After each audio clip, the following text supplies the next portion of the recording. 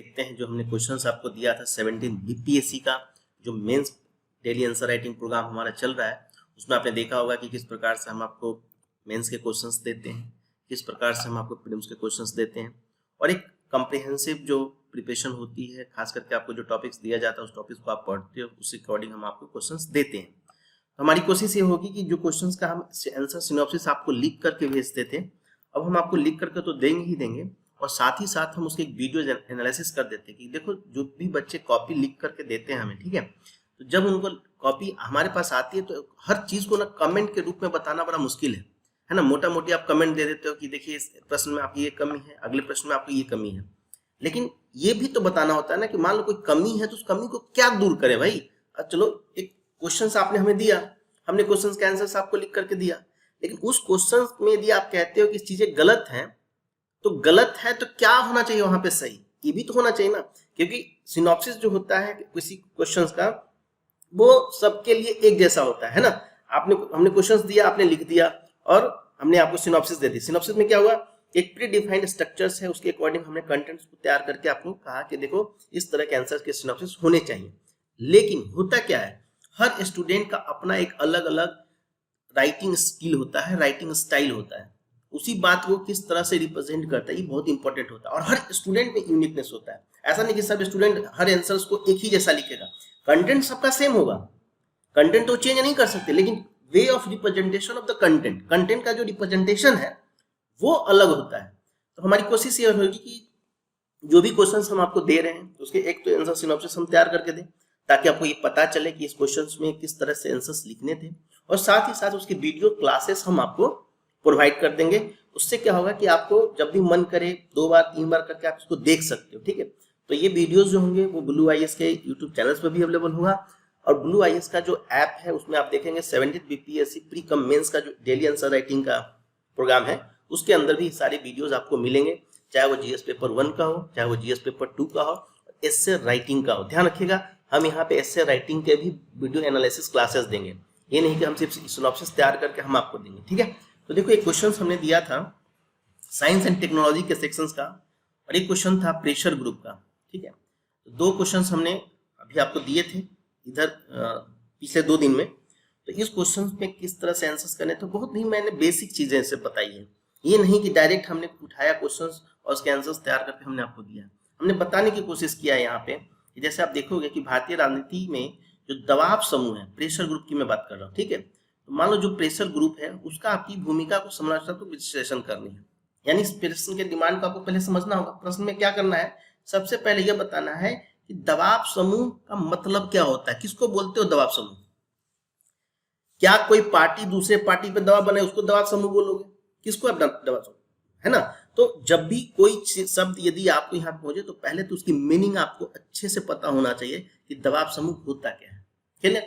दूसरा, जब आप उस प्रश्न के मुख्य भाग में आओगे, यानी कि मैं कहूं मेन बॉडी पार्ट में आओगे,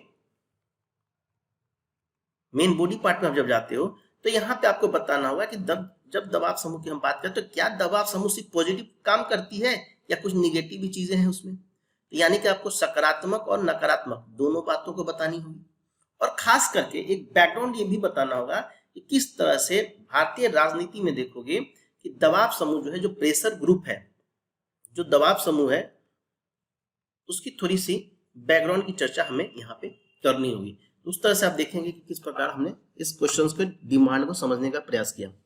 अब तरीका ये है, शुरुआत कैसे करेंगे, आपको यहाँ दिख रहा होगा कि हमने इसके आंसर्स में आपको बताया है दबाव समूह कुछ और नहीं, वह समूह है जो समान हित को बढ़ावा देते हैं और उसको या उस हित को बचाव करने के लिए एक सक्रिय रूप से संगठित होते हैं। जैसे भी आप देखोगे, अभी मैं बिहार के संदर्भ में ही बता रहा हूँ आपको, एक एग्जाम्पल्स देखना। अभी टीचर की वैकेंसी हुई है, ठीक है, उसमें टीचरों की सक्षमता एग्जाम लिया जा रहा है, ठीक है, सक्षमता एग्जाम हो रही है।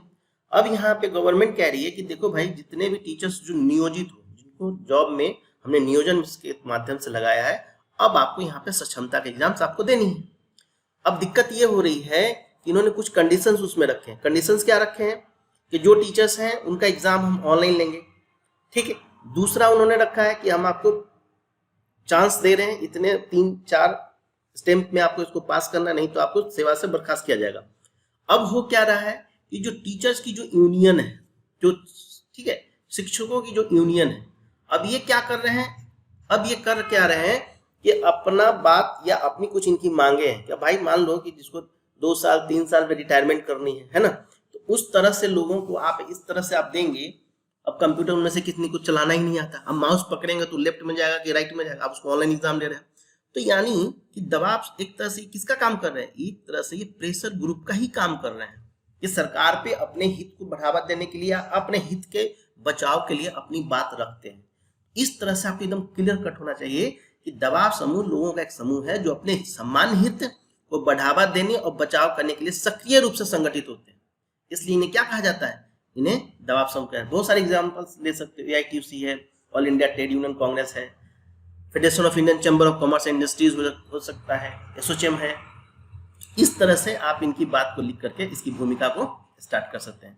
फिर आप देखोगे हमने दबाव समूह द्वारा जो भूमिका निभाई जाती है उसमें सकारात्मक प्रभाव क्या क्या है, उसमें से एक पॉइंट आपका हमने दे दिया है, बहुलवादी लोकतंत्र का स्थापना। एक चीज और ध्यान रखना है यहाँ पे, ये जो स्क्रीन पे आपको जो कंटेंट्स दिख रहा है ना, जरूरत नहीं इसको लिखने का, आप हमारे टेलीग्राम चैनल्स पे जाओगे BlueIS BPSC, वहां भी आपको मिल जाएगा, और आप हमारे ऐप पे जाओगे ना तो वहां भी ये PDF फाइल मिल जाएगी, तो आप वहां से डाउनलोड करके आप इसको देख सकते हैं। तो आप समझिए कि किस तरह से क्वेश्चंस के स्ट्रक्चर्स करने हैं। तो सकारात्मक प्रभाव में बहुलवादी लोकतंत्र की स्थापना। दूसरा, नीति निर्माण में क्या सुधार की बात होती है, भी होती है, शासन में सुधार, ठीक है। उसके बाद आप देखेंगे दबाव समूह कुछ उन चिंताओं को, उन इश्यूज को भी गवर्नमेंट तक पहुंचाने का काम करती है, क्लियर। दूसरा कि सामाजिक सामंजस्य को बढ़ावा देने में भी इनकी भूमिका होती है। लेकिन सिर्फ क्या अच्छी बातें हैं तो नहीं, आपको कुछ निगेटिव पॉइंट्स भी मिलेंगे। तो उस तरह से इनके उद्देश्य कैसे हो सकते हैं, ये उद्देश्य संकीर्ण भी हो सकते हैं। दूसरा, समुदायों के हित को बढ़ावा देना। आप टीचर्स, तो मान लो मैं तो एग्जांपल में बता रहा हूँ टीचर, क्योंकि ये अभी ज्वलंत मुद्दा है, इसलिए मैंने आपको एग्जांपल दिया। क्योंकि देखो ध्यान रखना, ये UPSC का एग्जाम नहीं है, BPSC का एग्जाम है। ऐसे एग्जाम्पल्स आपको लिखना है जो बिहार के संदर्भ में ज्यादा सुटेबल हो, क्लियर। तो इस तरह से आप इसकी समुदाय के हित को बढ़ावा देना, सामाजिक सद्भाव को बाधित करना। ऐसे बहुत सारे धर्म के नाम पे या कास्टिज्म के नाम पे, ठीक है, ऐसे बहुत सारे प्रेशर ग्रुप हैं जो कहीं ना कहीं एक दूसरे के प्रति वैमनस्य की भावना को विकसित करने में अपना महत्वपूर्ण योगदान देते हैं, ठीक है।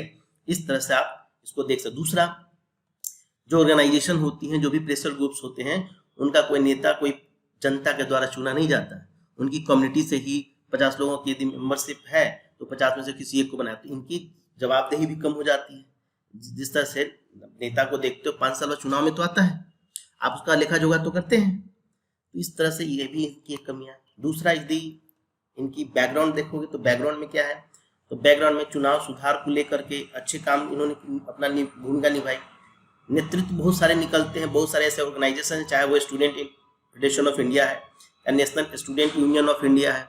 ऐसे बहुत सारे लोग हैं जो कल के डेट में सक्रिय राजनीति में भी अपना एक महत्वपूर्ण भूमिका अदा करते हैं, ठीक है। इस तरह से आप इस क्वेश्चन को कंप्लीट कर सकते हैं। और लास्ट में जब निष्कर्ष, हाँ एक चीज मैं और कहूंगा, देखिए आप लोगों में से काफी लोग आंसर्स लिखते हैं तो अलग अलग, कहीं पे हेडिंग दे देते भूमिका, कहीं पे हेडिंग दे देते मुख्य। देखो वो समझाने के लिए हम लिखते हैं, आपको अपनी कॉपी में भूमिका और ऐसा कोई कीवर्ड नहीं लिखना है, क्लियर। पैराग्राफ चेंज करना है और जो पॉइंट इंपॉर्टेंट लगे आप उसको अंडरलाइन कर सकते हो, जैसे नेतृत्व है आप इसको अंडरलाइन कर सकते हो। दूसरा, यहाँ पे आप मैपिंग कर सकते हो। मैपिंग कैसे करोगे मैं बताता हूँ। जैसे सपोज करो कि सकारात्मक प्रभाव दिखानी है, तो आप क्या करो, आप यहाँ पे लिखो सकारात्मक, ठीक है, सकारात्मक प्रभाव। और इस सकारात्मक प्रभाव को क्या करो, अब यहाँ पे डायमेंशंस दिखा दो और फिर उसके बाद 2-2, 3-3 लाइन में हर किसी को डिफाइन कर दो। तो ये एक तरीका हो जाता है, आपका क्वेश्चंस का रिप्रेजेंटेशन काफी अट्रैक्टिव होता है, इफेक्टिव होता है, एग्जामिनर्स पे आपके वैल्यू डालते हैं और जिसका मार्क्स आपको मिलता है, ठीक है। इस तरह से क्वेश्चन हमने दबाव समूह को दिया था। दूसरा था क्वेश्चन क्वांटम टेक्नोलॉजी को लेकर के, साइंस एंड टेक्नोलॉजी को लेकर के। इसमें हमने कहा था कि राष्ट्रीय क्वांटम मिशन की प्रमुख विशेषताओं का महत्व का उल्लेख कीजिए और ये भी बताइए कि किस प्रकार से कंप्यूटिंग क्षेत्र में, संचार के क्षेत्र में, क्रिप्टोग्राफी के क्षेत्र में, रक्षा डिफेंस के क्षेत्र में इसकी उपयोगिता हो सकती है या इसका उपयोग किया जा सकता है। इस क्वेश्चन को भी हमने आपको बताया कि पहले तो आप बताओ 2-3 लाइन में इस क्वांटम मिशन का उद्देश्य क्या है, क्लियर। आप इसको इनको रोक करके पढ़ भी सकते हो, ठीक है। ज़्यादा हम लंबा वीडियोस नहीं बनाएंगे इस तरह से। बाकी आप क्वांटम मिशन के मुख्य विशेषताएं क्या है, इसको भी आप क्या क्या लक्ष्य है, ठीक है, इस लक्ष्य की यहाँ पे विशेषता बता दो और उसके बाद इन विशेषताओं को 2-2, 3-3 लाइन में डिफाइन कर दीजिए। जैसे हमने लक्ष्य की बात की थी, हमने बात कर दी इसके महत्व की। जब हम बात करते हैं घरेलू पारिस्थितिक तंत्र बनाने की बात है, सूचना प्रसंस्करण में उसका उपयोग है, कई क्षेत्रों को एक साथ जोड़ने में इसका भी यूज किया जा सकता है। दूसरा पॉइंट है क्वांटम टेक्नोलॉजी में जो हमारी जो लीडरशिप है वो भी लीडरशिप भी आगे बढ़ सकती है। दूसरी राष्ट्रीय प्राथमिकताओं को बढ़ावा देने में, चाहे वो डिजिटल इंडिया हो, मेक इन इंडिया हो, स्किल इंडिया हो, स्टैंड अप इंडिया हो, आत्मनिर्भर भारत या सतत विकास जो लक्ष्य हमारा एसडीजी गोल है उसकी भी प्राथमिकताओं को पूर्ति करने में या उसको बढ़ावा देने में इसका मदद हम ले सकते हैं।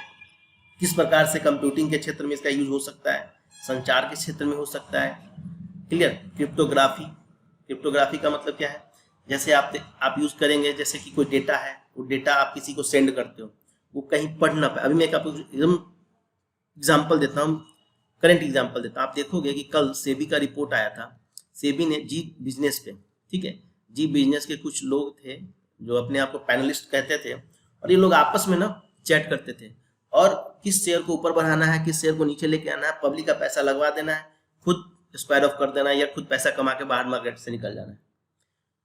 तो ये लोग जिस इंफॉर्मेशन को यूज कर रहे थे वो इंफॉर्मेशन का लीक हुआ, ठीक है। व्हाट्सएप से इनके चैट हिस्ट्री निकल गए, टेलीग्राम से इसके चैट हिस्ट्री निकल गए। लेकिन यदि ये क्वांटम टेक्नोलॉजी फ्री यूज होता तो फिर ये कहीं ना कहीं एक तरफ सिक्योरिटी तो होता ही होता, दूसरे इसका मिसयूज भी होगा। क्यों? क्योंकि इंक्रिप्टेड फॉर्म में होगा तो फिर डेटा को आप कहीं से भी पता कराना बड़ा मुश्किल है, उसको डिकोड करना बड़ा मुश्किल है। इस केस में आप रक्षा के क्षेत्र में भी कोई इन्फॉर्मेशन पास आउट करते हैं, आपका दुश्मन देश उसको इन्फॉर्मेशन को एक्सेस ना कर पाए, तो उस केस में भी आप रखते हैं। तो इस सारे के सारे आप संचार के माध्यम में, क्रिप्टोग्राफी के माध्यम से आप सिस्टम की सुरक्षा को भी बढ़ा सकते हो। अपने इंफॉर्मेशन को कहीं पे भेजोगे तो सिक्योरिटी पर्पज से कोई इंफॉर्मेशन कहीं लीक ना हो जाए, इसका भी यूज इसमें किया जाता है। दूसरा, रक्षा के क्षेत्र में, संचार प्रणाली के क्षेत्र में आप यूज कर सकते हैं। निगरानी हो गया, खुफिया जानकारी को एकत्र करने में, नेविगेशन सिस्टम को बढ़ा सकता है। आप देख रहे हैं ना किस प्रकार से क्वांटम टेक्नोलॉजी बहुत मोस्ट इंपॉर्टेंट टॉपिक है ये, और यहाँ पे क्वेश्चन आपको दिखेगा क्योंकि भारत का जो राष्ट्रीय क्वांटम मिशन है उसकी चर्चा होती है। इसको आपको न्यूज़पेपर में भी आपको आन दिने देखने के लिए मिल जाएगा, बहुत सारे आर्टिकल्स भी मिल जाएंगे। तो इस प्रकार से आप इस क्वेश्चन को कर सकते थे। आप लोगों ने काफी ने किया भी है, लेकिन मैं यही कहूंगा कि थोड़ा सा कोशिश करो जो भी क्वेश्चंस करते हो, और ये मत सोचो कि 2 नंबर आ रहे हैं कि 1 नंबर आ रहा है कि 5 नंबर आ रहा है। क्वेश्चन में क्या कमी है वो आपको कोई बता दे, क्वेश्चन में क्या लिखना है ये कोई आपको बता दे, और कैसे लिखना है ये कोई बता दे, तो फिर क्या दिक्कत है? फिर तो लिखने में कोई प्रॉब्लम ही नहीं है ना, है ना। दिक्कत कब होती है कि मान लो हम लिख रहे हैं, कोई चेक करने वाला, हम लोग तो कॉपी जो चेक करते हैं आपके ठीक सामने चेक करते हैं, आप उधर से लॉगिन करते हो, हम आपका स्क्रीन पे कॉपी लेकर के आते हैं और आपके सामने आपकी कॉपी चेक करते हैं। तो सोचो आपको पता चलेगा ना, किसी में कमियां निकालना बहुत आसान है, वो तो कोई भी कमी निकाल देगा, लेकिन आपके सामने बैठ के आपकी कमी यदि कोई निकाल रहा है, उसका सोल्यूशन भी बता रहा है, और वो सोल्यूशन पूरे इंटरनेट दुनिया में वो क्या ओपन है, आप कहीं भी सर्च करके देख सकते हो, गूगल करके देख सकते हो कि हाँ भाई सामने वाला व्यक्ति बता रहा है, तो सही बता भी रहा है कि नहीं बता रहा है। Are you getting my point? तो इस तरह से हमारी कोशिश है कि जो भी प्रश्न हम आपको देंगे उसके आंसर सिनॉप्सिस तो हम आपको देंगे ही देंगे, उसकी हम वीडियोस बनाएंगे, और वीडियोस मैं वीकली बनाऊंगा। देखो रोज वीडियो बनाना आसान काम नहीं है कि एक क्वेश्चन का हम वीडियो बनाए। हमारी कोशिश होगी कि पूरे हफ्ते में जितने भी क्वेश्चन आपको दिए जा रहे हैं उसकी सिनॉप्सिस आपको पहले मिल जाए, और फिर उसके बाद उसके वीडियोस बना दें। और उस वीडियोस में आप लोगों में से कुछ जिनकी अच्छी कॉपीज होंगी या जिन चाहते हैं कि हमारी कॉपी डिस्प्ले हो, क्योंकि मैं देखता हूं कि बहुत सारे बच्चे ऐसे हैं जो नहीं चाहते कि उनकी कॉपी कहीं पे सर्कुलेट हो, ठीक है। तो इसलिए मैं किसी की कॉपी को यहाँ पे सम्मिलित नहीं करता, लेकिन आप लोगों में से किसी को लगता है कि हाँ सर हमारी कॉपी को लेकर के आप डिस्कस कर दीजिए, तो आप हमें चैट बॉक्स में बता सकते हो, टेलीग्राम चैनल पर बता सकते हो, तो हम आपकी कॉपी को भी यहाँ पे सम्मिलित कर लेंगे। तो आई होप, मुझे लगता है कि आपको समझ में आ रहा होगा कि आज की टॉपिक्स हमने क्या दिया आपको, किस प्रकार से प्रश्न हम आपसे दिए जा रहे हैं। हमारा कोशिश होता है कि किसी को आप सिखाइए, और सिखाने का पर्पस क्या है। एक कहावत आपने सुना होगा कि मान लो किसी को फिश खाना है, तो एक दिन उसको फिश खिला दोगे ना, या 10 दिन फिश खिला दोगे तो उसकी जिंदगी नहीं कट जाएगी, लेकिन उस व्यक्ति को फिश पकड़ना सिखा दोगे ना, तो शायद वो लाइफ में जब भी उसको फिश खाने का मन होगा वो फिश पकड़ के खा सकता है। तो हमारा उद्देश्य यही होता है, हम आपको क्वेश्चंस को डिकोड करना सिखा दें, हम आपको क्वेश्चंस को लिखना सिखा दें, फिर आपको हमारी जरूरत नहीं पड़ेगी। ठीक है, तो आई होप आपको ये वीडियो अच्छी लगी होगी। यदि नहीं अच्छा लगा तो डिसलाइक मार देना, और लगता है कि हाँ कुछ चीज़ें इन्फॉर्मेशन हमें अच्छी मिली है तो प्लीज़ लाइक कीजिए, और वैसे सारे स्टूडेंट के साथ शेयर कीजिए जो बीपीएससी मेंस का इस बार पेपर देंगे, 70 बीपीएससी प्रीलिम्स में अटैम्प्ट कर लेंगे। क्योंकि देखो इस बार बहुत अच्छी वैकेंसी आ रही, 1000+ वैकेंसी की उम्मीद की जा रही है। क्योंकि बीओ का भी पोस्ट इसमें, जो basic education block education officer होते हैं उनकी भी लगभग 500 के आसपास ये सीट इसमें आ रही है, क्योंकि लगभग 25 साल बाद ही एग्जाम्स हो रहे हैं।